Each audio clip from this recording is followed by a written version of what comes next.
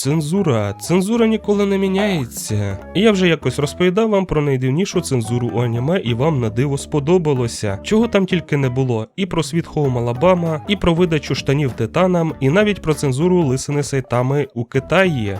Якщо ви ще не бачили те відео, то раджу глянути. Посиланнячко у описі. Обов'язково загляніть. Що найсумніше у цій всій історії, то це те, що випадків такої дивної цензури не так і багато. Саме тому я, Аніукар, зміг нашкребти ще трохи такого виду контенту тільки зараз. А саме аж через майже рік від публікації першого відео.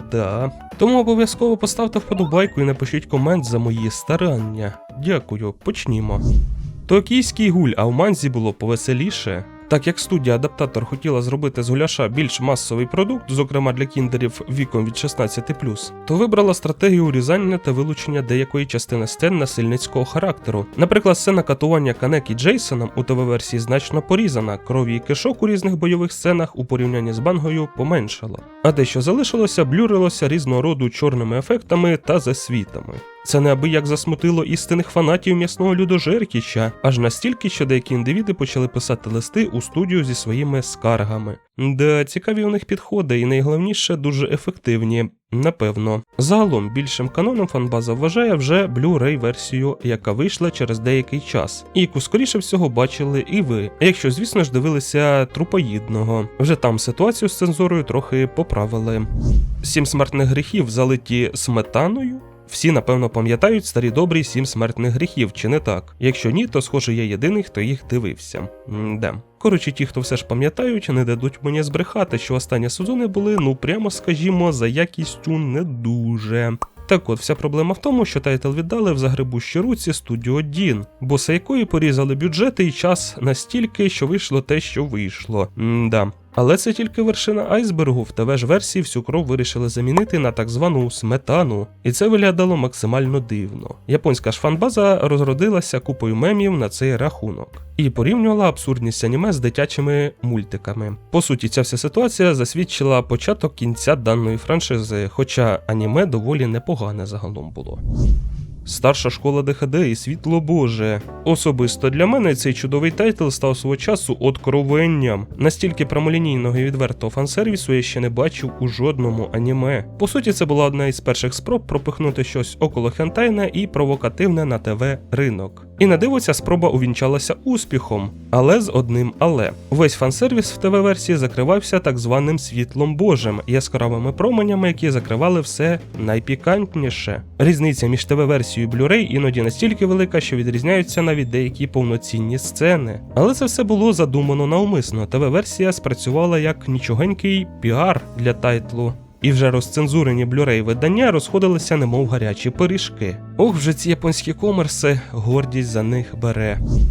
Вбивця гоблінів і тотальна тряска. Як сьогодні пам'ятаю першу серію даного аніме, тотальний мрачняк з купою кишок і не тільки, м'яко кажучи. У багатьох закрадалася надія, що ось воно, повернення старого доброго дарк фентезі, Берсерк 2.0. Але тільки тепер про безжального вбивцю гоблінів. Перша серія шокувала всіх глядачів, стрімінгові сервіси, ТВ-канали, причому настільки, що всі були вимушені переглянути віковий рейтинг, а також додати дисклеймер перед кожною серією. Торханули навіть студію виробника, причому настільки, що в подальшому всі м'ясні сцени вони почали або прикривати чорнотою, або промальовувати менш детально. Dark Fantasy, по суті, на першій же серії і закінчилося. На жаль, дива не сталося, і в подальшому тайтл скотився у банальну RPG-сторі з гаремом і всесильним головним персонажем, який нагибає все, що двигається, причому в усіх смислах цього слова. На жаль, хоча починалося все доволі бодро. А де тряски точно немає, так це на сайті аніме-барахолки, тільки там найдоступніші плюшки і фігурки для кожного з вас. Ще й за промокодиком ANIUKAR10 ви отримаєте 10% знижки на неакційні товари. Не прогавте можливість. До речі, там сталося новеньке оновлення, а саме барахолка заколабилася з відомими аніме-артерами і випустила лінійку плюшок ЗСУ. З кожної плюшки 10% доходу йде на армію. А тому їх покупкою ви заодно задонатите і нашим воїнам. Поспішіть, бо ці гарнюні унікальні, а тираж їх обмежений. Всі посиланнячка в описі, обов'язково загляніть і подивіться. Повтор цілителя і неймовірна многоходовочка. Що гріха таїти, повтор цілителя задумувався як повтор цілителя, тобі ж розрахунок був на провокацію, яка приверне більшу увагу, ніж умовне ноунейм аніме. Як то кажуть, не однією старшою школою єдиною. Щоб ви розуміли, студія накліпала аж 3 версії аніме з різним відсотком цензурованості. Але навіть так, не всі платформи брали аніме для показу. Сильно воно вже було специфічне. Ті люди, хто його вже бачили, мене зрозуміють. У висновку, як ви вже знаєте, меми, обговорення у інтернетах і неймовірна популярність, десь на рівні легендарного Боку но Піко. Кулінарні поєдинки соми і оргазмування від їжі, да. Це кулінарне аніме дивне, і у ньому неіронічно персонажі випригують з трусів від їжі. Цікаві у японців фуд-фетіші, якщо ви розумієте, про що я. Але добре. Звичайно ж, на ТВ не оминули цей момент, а тому автори благородно зацензурили за світами все, що треба і не треба. Цензура є навіть там, де вона банально не потрібна. Як то кажуть, вирішили перебздіти, ніж недобздіти, щоб вже точно ніхто ні за що не докалібався. Щось цікавого, то фанати попросили не робити розцензурену версію, бо це, напевно, один з тих випадків, де цензура робить аніме краще. Такі от справи. У час, коли плачуть цикади, ми стали доволі френдлі. Перше джерело, а саме візуальна новела по цикадах, була доволі м'ясним експірієнсом. У гри, звісно ж, були свої поціновувачі, але не те, щоб вона була відомою. Тож у такому далекому 2006 році студія Дін вирішила випустити адаптацію новели, яка була, звісно ж, більше орієнтована на масового глядача.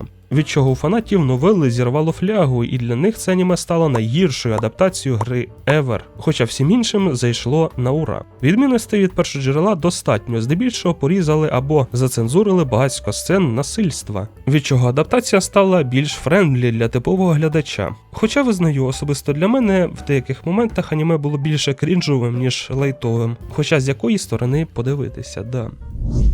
Найголовніше, що мої меценати не крінжові і підтримують мене весь цей час. Якщо б не ви, цього б каналу не існувало б в принципі. Дякую. А якщо і ти теж хочеш долучитися до їх рядів, то всі посилання у описі під відео. Донат або платна підписка – неважливо, головне підтримка. Дякую. Продовжимо. Людина-бензопила. До біса цензуру. Людина-бензопила – це аніме-феномен серед цензури в принципі, бо по факту адаптація більш нецензурна навіть за першоджерело, а саме мангу. Всі фансервісні сцени хтивого характеру промальовані детальніше, всі бої отримали Х2 кишоки крові, а огидні сцени стали ще більш огидними. І це все тому, що у індустрії стався злам. Стрімінги стали впливовішими за телебачення, а тому адаптацію вже створили саме для них. Тому схоже на те, що у ближній перспективі цензури в аніме ставатиме все менше і менше. А що ви думаєте на цей рахунок? Пишіть у коментарі, мені дуже цікаво буде послухати. Ельфійську пісню навіть цензура не бере. Всі хоч раз чули про це легендарне аніме і про те, яке воно жорстоке. Перша сцена у ньому вважається культовою і доволі жахаючою. Але тим не менш, тайтл зайняв своє місце у серцях анімешників по всьому світу. Так от, прикол цього творіння в тому, що як би його не цензурували, а цензурували його багато, воно залишалося все таким же моторошним, як і було. Немалу роль у цьому відіграє сам сюжет і доволі гнітюча атмосфера твору, яку навіть цензура не може зіпсувати. Ось що по-справжньому означає продумана і прописана горор-історія, яку ніхто не може зіпсувати. От такі цікаві випадки з цензурою я зібрав для вас сьогодні, любі друзі. Так небагато, так не такі мемні, але все ж, як на мене, доволі цікаві. Ви трошки більше дізналися про цензуру у аніме, а я трішки більше дізнаюся про ваші смаки і думки у коментарях. Тому пишіть, не забувайте. Думаю, обмін пройшов непогано, га? Дякую за те, що дивитеся мене, ставте вподобайки, поширюйте і найголовніше, не забувайте за ЗСУ. Усім до зустрічі, усім па-па.